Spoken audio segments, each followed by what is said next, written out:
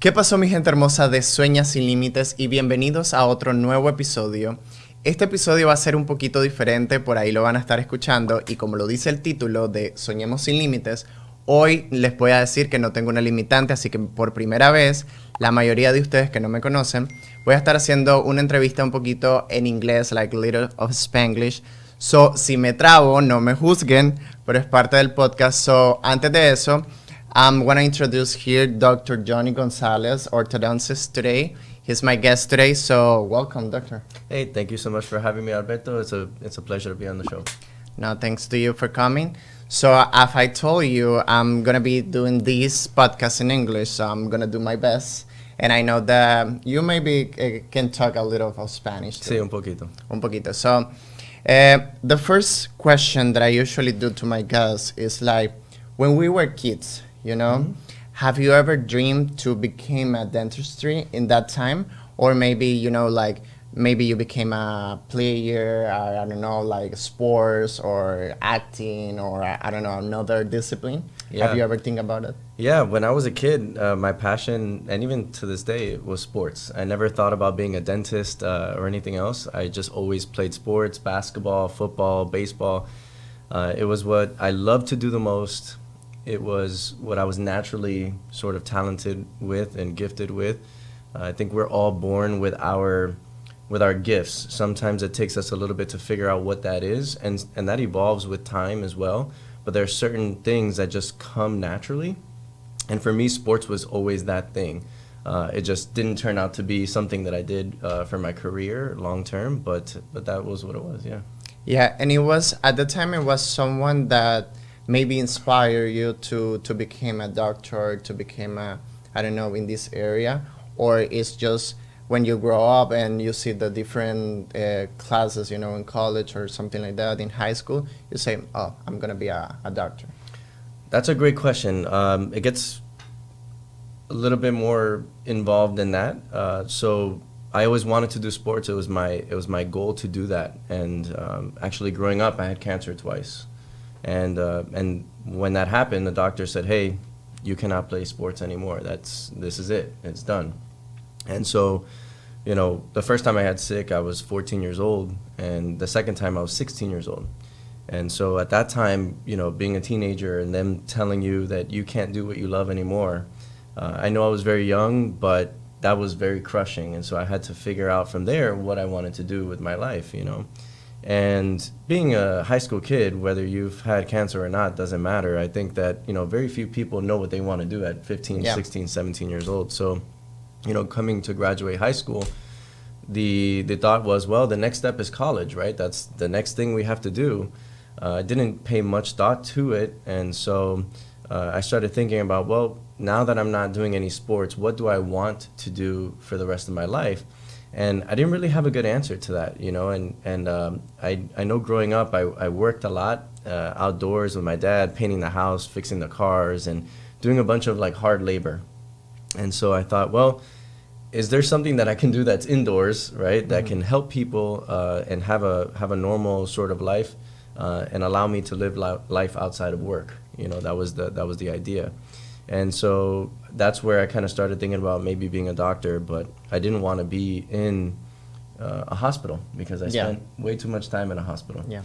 And anyway, so I figured dentistry may be a good route because it's still a good way to help people, but now I don't have to be in the hospital setting. Yeah, it's the part most of the people here know that I usually study medicine too. Yeah. Because when we were kids, you know, it's like the things that you were saying, that most of when we have 15, 16, I think we don't have too much matter in ourselves to decide, you know, which career is the best one. Right. Because I remember when I was a kid, like, oh, I'm gonna be a vet first because I love animals. But then I change every time, and at the end, I don't have someone in my family, you know, like no one's is a doctor, and I say, oh, I'm gonna help people. So that's the thing that inspired me to, at that moment, to study medicine. But when we were on the field, you know, it was hard because I say, no, this is not for me, because I like to help people, but maybe I can do it in another way. In a different way. And even though the crazy things of life, when I moved here and I start doing everything that I like here, the acting part, the podcast and everything. And now my current work is with patients.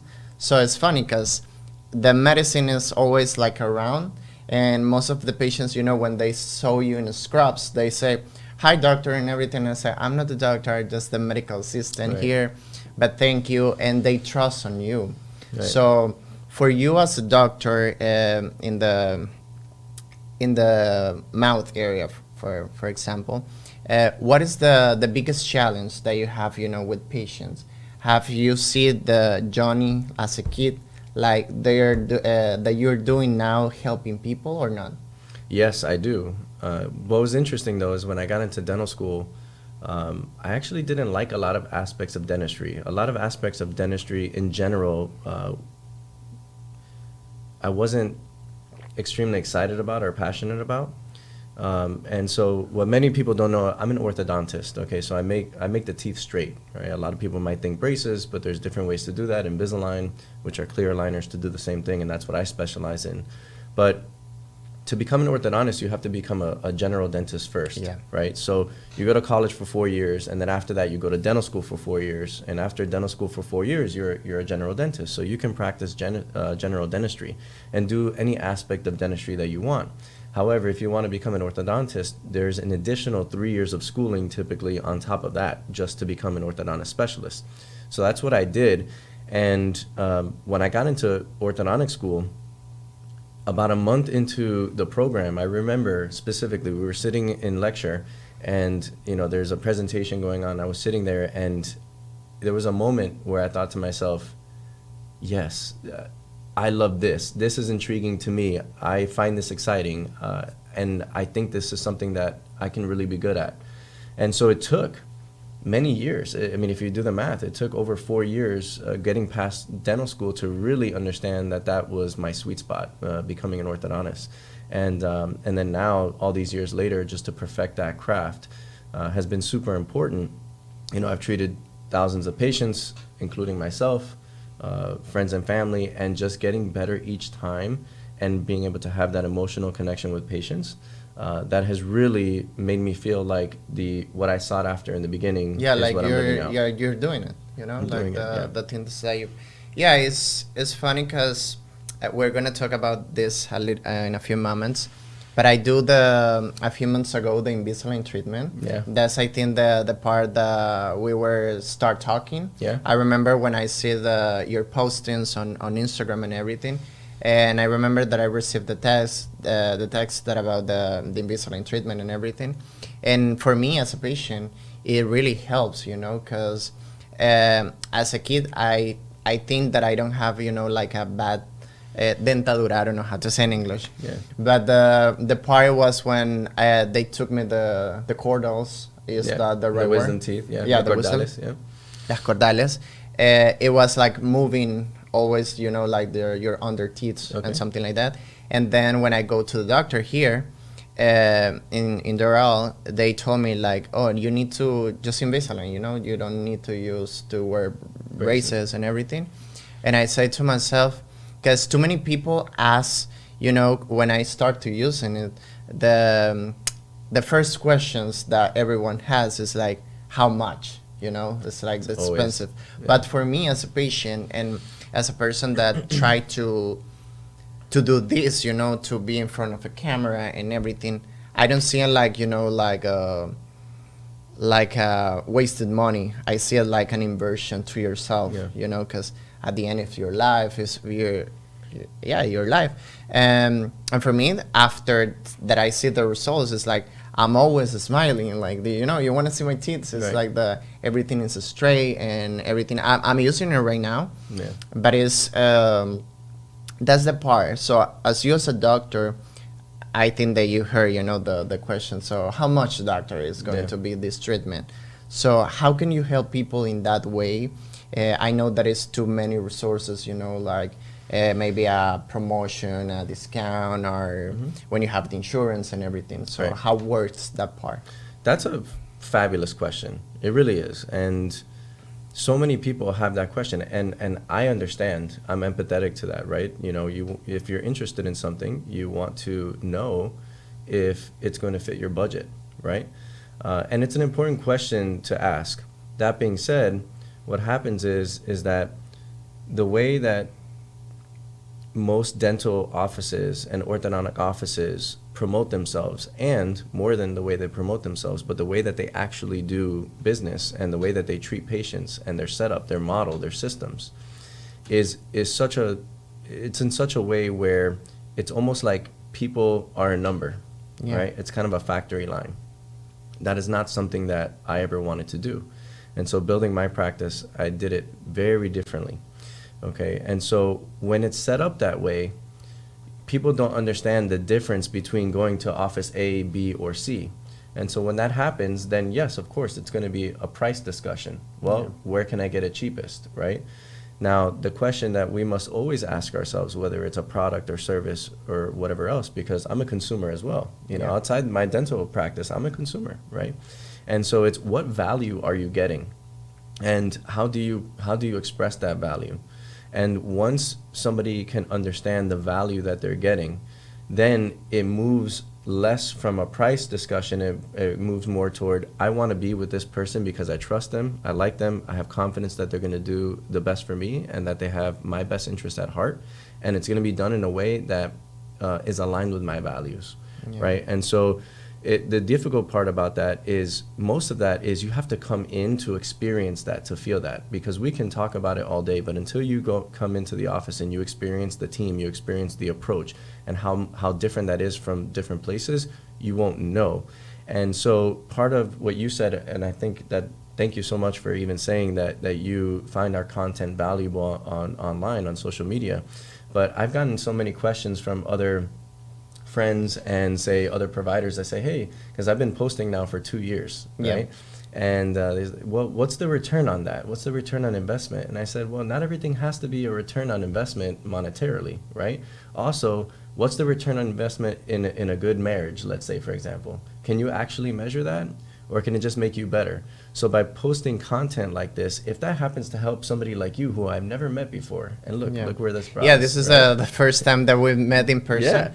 But it's the funny part, because I say to myself, even with the podcast, I always, when people ask me, you know, because too many people, it's live, is the word, that they ask, you know, like, oh, you're doing money with the podcast. They told me about that.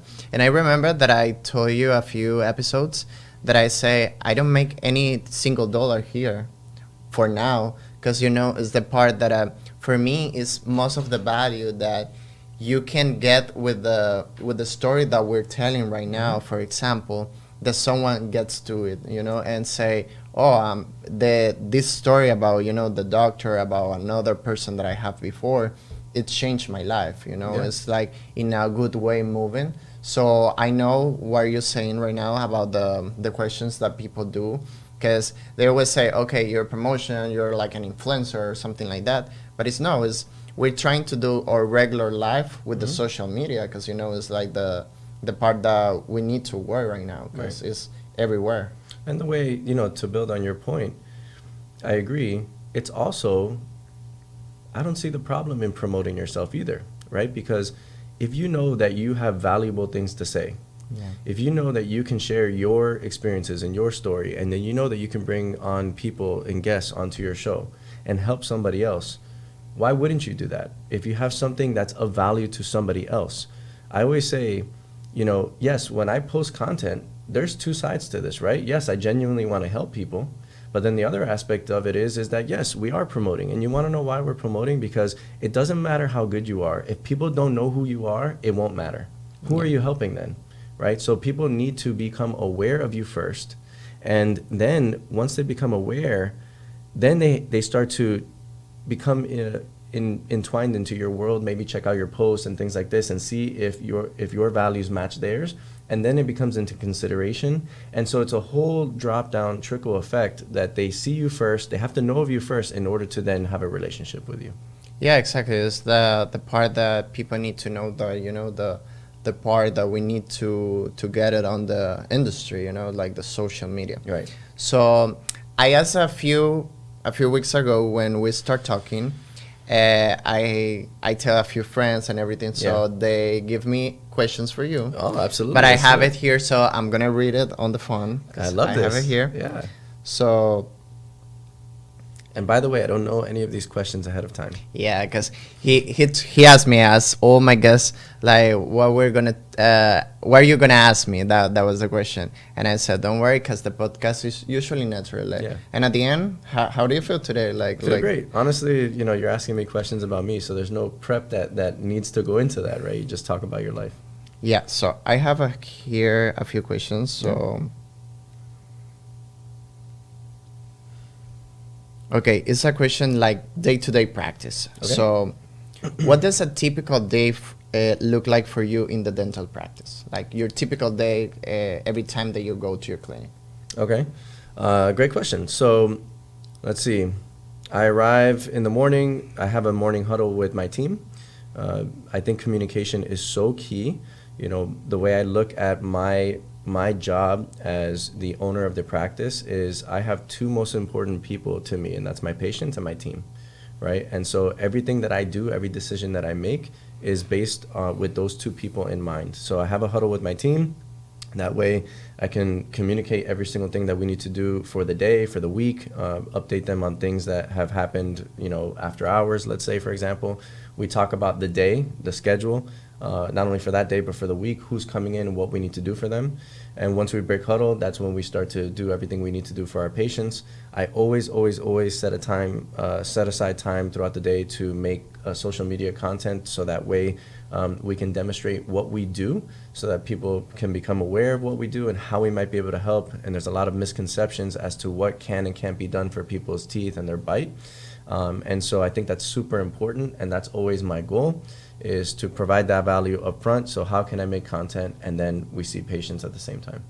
No, and it's really good. Thank you for telling me and the people that are going to watch the episode, because as a person that work in the medical area as well, I think, and I always say to the people that I usually talk, even with patients or my coworkers, that for me, a good job is like when you have the communication. For me, communication is everything. Absolutely. And when you have, it's not the things that you say, it's how you say it, Mm-hmm. like, and I remember the times that I work on the AIDS area.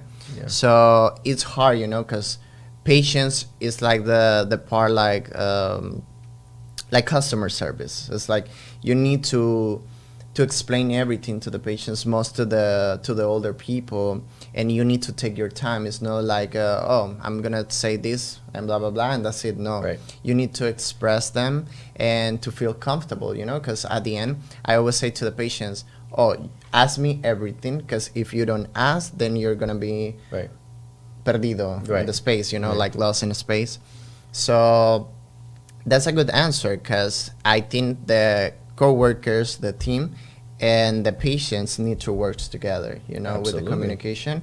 And for you, as a person that I see your posts and everything, I see that the clinic is working really good. I hope to visit one day, and maybe we can do a content right there. Yeah. So I have another question here. Go ahead. That is what do you enjoy most about, being a dentist? Besides, helping people, what is the things that make you happy? Yeah. So, to your point, it's the people. I'm a people person. I love people. You go back to communication about that, and it's, yes, you have to communicate, but also people watch what you do, right? It's the actions. But so apart from the people, to answer your question, because that is my favorite part, I love designing smiles. So for those of you who don't know, I'm an orthodontist, so I do Invisalign, and what happens is that the way that I would make, say, your teeth straight, let's say you got treated by me, you came in, you had crooked teeth on the bottom, you mentioned your wisdom teeth, and you said you wanted treatment. We talked about what you wanted. We take your pictures, we take a scan of your teeth, and we really get to sit down together and plan it all out, and then we make our recommendations, right? Now, once we have all this material, I get behind the computer and I design your smile on the computer using a software. So the way I kind of look at myself without talking myself up, it's more so that people can understand, it's more of like an artist, and you have this blank canvas, and you have all the colors and brushes to use at your disposal. Yeah. You have this image as to what you need to create for somebody, and then you get to work. And so I sit behind the computer and I design your smile. I have your teeth and bite on my computer in 3D, and I design every single aspect of your smile from start to finish, and I make modifications and modifications. And so you're playing this whole chess game from start to finish, and you paint this whole picture and get it to exactly how you want. And then to see that then translated to over time when you're in treatment, to go from where you are now with your smile to then where we want to get you to with your input. It's an amazing process. So I love that scientific approach to it and the artistic approach. Yeah, it's pretty cool. As a patient, I remember right now when you were talking, when they show me, how to get my teeth aligned. Yeah. They say, oh my gosh, these are gonna be my teeth in a few months. Right. And then I see the results. Even not to wait to the 7 months, because I take. For me, it wasn't like too long. Okay. But after the 2 months, I start to see the changes, and Absolutely. I say, oh, I'm really good. The first time is really hard, because you don't get too used to when the tongue touch the aligners and everything is really hard, like talking. Right. Even for us, because we speak too fast Right. at the same time.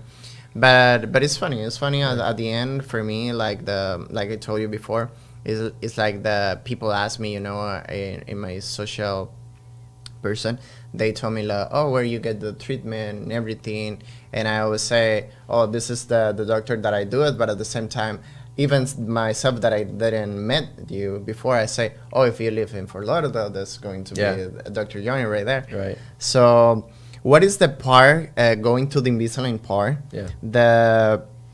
how you work, with the technology? For you as a doctor, if we were back a few years ago when you were in college, so how the technology helps to the medical area right now? Because so many times, the patients, the people say, I think the worst enemy for doctors in all areas is the phone, is Google.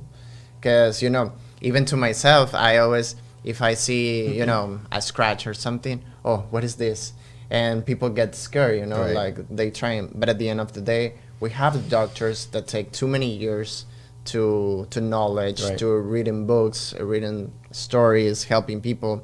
So what is the balance that you do, with the books and the technologies? So how do it work?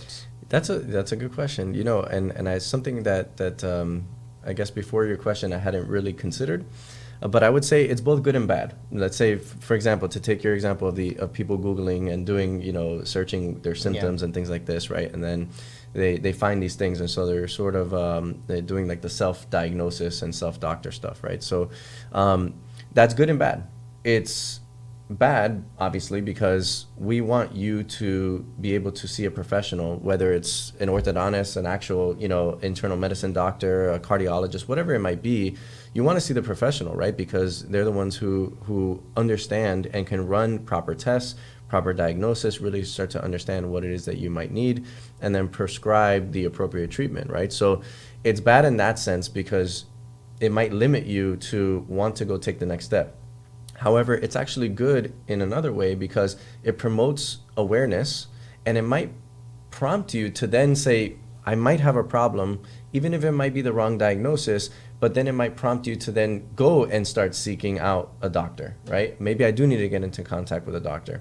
So that promotes that awareness, the reach out. Now, when patients come in to see us, I think the most challenging part is trying to educate them and undo some of the things that they may have been told to by friends or the internet or things like this.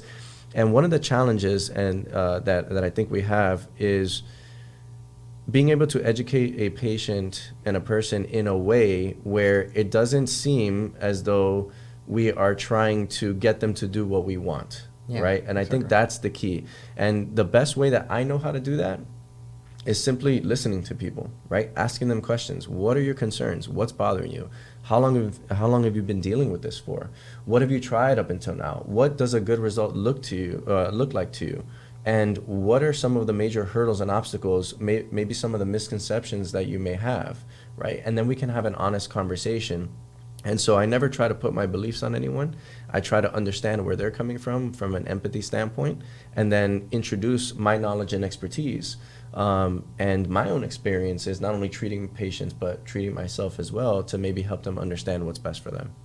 Yeah, I think that that's the key exactly, because for me, when I used to do with the patients, it's the same time, because they used to get too many things. Like I always put this example, like when you see the cartoons and you have like, you know, like the angel and the hero and the devil. Yeah. So it's like the part that you can hear stories, but at the same time, we are all different, you know, as Yes. human beings. We are, maybe we can get the same disease or something like that, but the way that the disease works for you is not going to say the same for me. Yeah. Yes. So it's the same for the technology and everything, even with the vaccines and everything that we hear today in the day life.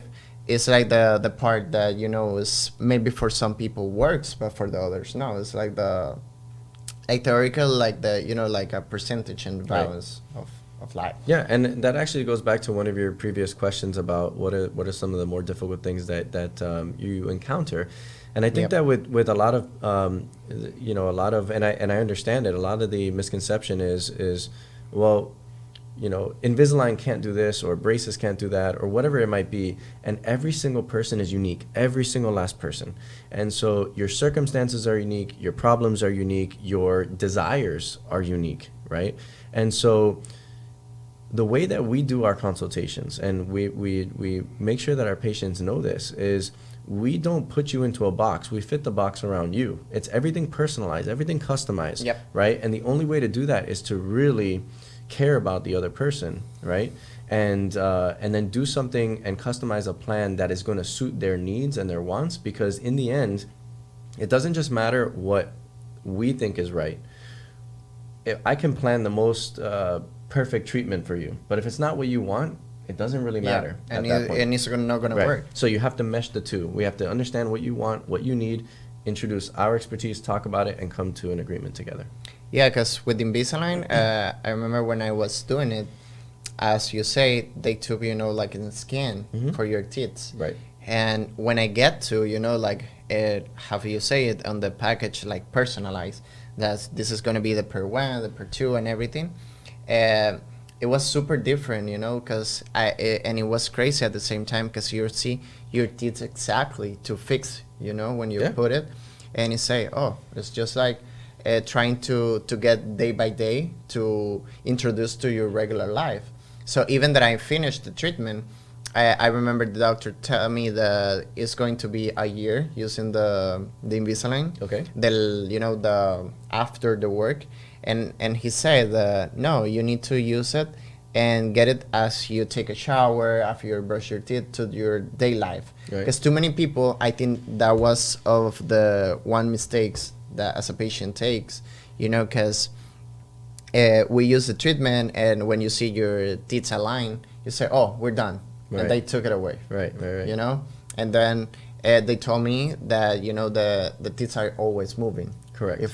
And I remember that the first, I don't know, like 2 or 3 days after I take my breakfast in the morning at work, then I forgot to put it, you know, like, not like 30 minutes, like 4 or 5 hours.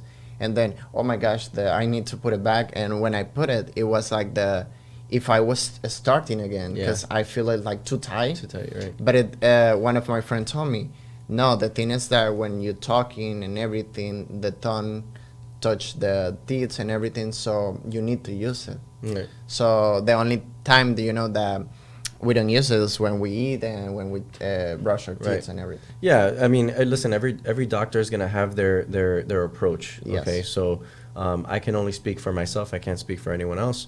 When patients are going through treatment, you know, the aligners must be worn 24/7. I tell the patients all day, all night. You take them out when you eat food and when you brush your teeth. And that's it. And that's it, because your teeth need continuous force in order to move according to the plan, right? If it's intermittent force, it doesn't work as much. Now, once the treatment is over, I always just tell my patients, hey, now, yes, your teeth always want to move as you age, right? So every part of our body changes. You know, our skin wrinkles as we get older, our teeth wrinkle. It's just a matter of life. And so the only way to prevent them from moving is to wear your retainer. I wear my retainers every night, and it holds everything in place, right? So as long as they do that, you're fine. So that's what I tell my patients to do is, hey, once your treatment is over, wear your retainer every night, and you won't have a problem. Exactly. So what was your, for example, I have the last question here. Yeah, tell me. So what has been a life-changing moment in your career? Like, if you remember right now at this point, like, we always have a patient that we remember, like a case specific that you had that you say, oh, at the beginning this case was too worse, but then when I start to help them, it was the make see the results, you know, like what was the... Wow. It's difficult to just choose one. Yeah. And it's just because what we do, we have to remember that for every single person, this is a life-changing thing, right? And so even, you know, maybe not so much for the people who have minor misalignment problems with their teeth, but for those people who truly feel self-conscious about their smile, have been dealing with it for a long time, or maybe didn't have money to fix their teeth when they were younger, and now they've worked, and so now they're in a better financial position to do that. When they're finished with treatment, it's powerful for them, and every single time that happens, it's extremely powerful for me and the team. And so it's hard to boil it down to just one. I will say that there is somebody, when you did mention that, there is somebody that came to mind sort of immediately, and a lot of that was because it was such a difficult case. I mean, very, very complex. And it was a teenager, actually, and this was going back several years ago, back when I was still doing braces. So again, I don't do braces anymore, I just do Invisalign, but it's the same thing, it's just with a different tool, right? But that patient, she messaged me about a couple weeks ago, and she had her appointment to check on her retainers, but I have my own practice now. So she was a patient that I treated at a previous practice, and she sent me a heartfelt message, right? She's in college. She just sent me a heartfelt message and said, hey, I just had my appointment with the assistant that used to treat me, and I asked where you were, and so I found out that you have your own practice. I'm so happy for you. Everyone deserves to have a doctor like you and have the experience that I had, where you made me just feel so comfortable after I had such a phobia, and you literally changed my life. And just the message was so sweet, you know, and that type of response, and given the fact that she had such a difficult case, and to then come to the end where she had that just genuine appreciation and was just so grateful. And the irony is that she's grateful, but I'm grateful that she had the trust in me, and that, you know, she feels the way that she does. So it's a mutual thing. Yeah, I think as we were saying before, it's like if we move, you know, like one single person, I think our work gets done. Yeah. So that's the part you mentioned right now, and this is gonna be the part like we're talking about, you know, the dreams come true, the dreams without limits. Okay. So you put your own clinic. Yes. So how it was, you know, like I know that everyone has a challenge, you know, because they always say we're going back to the same scenes that we were talking before, like they don't see the hard work, you know. It's like it's not put a clinic for just put it, you know. It's like it's a hard work. It's like too much investment, like how you want to get your patients treated, you know. Right. So your clinic, tell the people that hear right now the podcast. So how long have you had with your clinic, and how's everything working right there, and where are you located to people know? Absolutely. So our orthodontic practice is located in downtown Fort Lauderdale, Florida. For those of you who don't know, we're actually right next to the courthouse. It's brand new, at least for me it is. So we opened up in December of 2023. So we're about 6.5 months in to having my own place. Now, mind you, I've been an orthodontist for quite some time now, but opening up my own practice, it took 1.5 years just to get it open and design it exactly how we want, not only in terms of the look and feel and the flow of it, but just designing the systems that I've taken from so many years of practice, and really trying to understand what patients care about, and trying to create protocols that people don't even know they need, but are super beneficial for them, right? And so how's it going? It's going amazing. I have 2 amazing team members, Cynthia and Nicole. Shout out to them. They're amazing. Say hi for them. Yeah, seriously. And the patients love them, and it's just going. It's a slow process in the sense that you're starting a business, right? Yeah. So as you mentioned, all the hard work and sacrifice and the investment, time, money, effort, and for me, I've always been really good at doing something for an extended period of time without seeing any results. Because the way I look at it is, as long as we're doing right by people, we're and take risks. That's it. And we're doing the things that we need to do every day. So what are the actionable things that we can take? And are you doing those things? And are you being consistent, right? And so with time, you look up one day and it'll be everything that you wanted. It's about seeing it through. And the hardest part about starting a podcast, exactly, opening a practice or anything, or being an entrepreneur, right? Starting your own business or whatever it is in life, is that there's uncertainty. And how much courage do you have? And how much willpower do you have to see it through that uncertainty, right? Anyone can do something for a certain amount of time if you knew that the result would come in the end.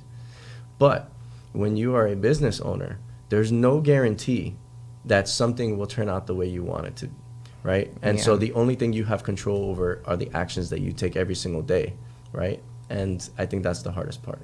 Yeah, I think as you said, if you want to start something, is the right word, you need to take the risk, to invest a little, because it's not only that we put at this table here and then that's it, and okay, you're doing amazing. No, it's all the hard work that you have behind, and at the same time, it's like as you were saying, it's like we need to live day by day, because we don't know what is going to next in a couple of weeks, in a couple of months, But congratulations for your clinic.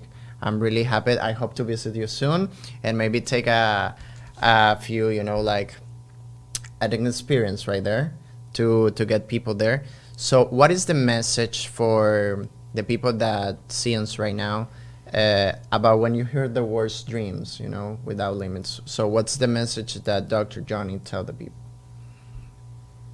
I don't know if you can try to say in Spanish a few words, or I'll try, or Spanglish. Trying to think about what I even want to say to that. It's a powerful question, something that I don't take lightly.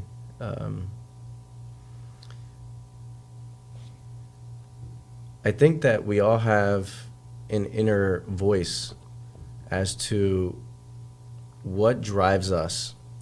And that's different for every person, right? It could be family, it could be money, it could be success, it could be a career, it could be helping somebody else. It could be a combination of those things, right?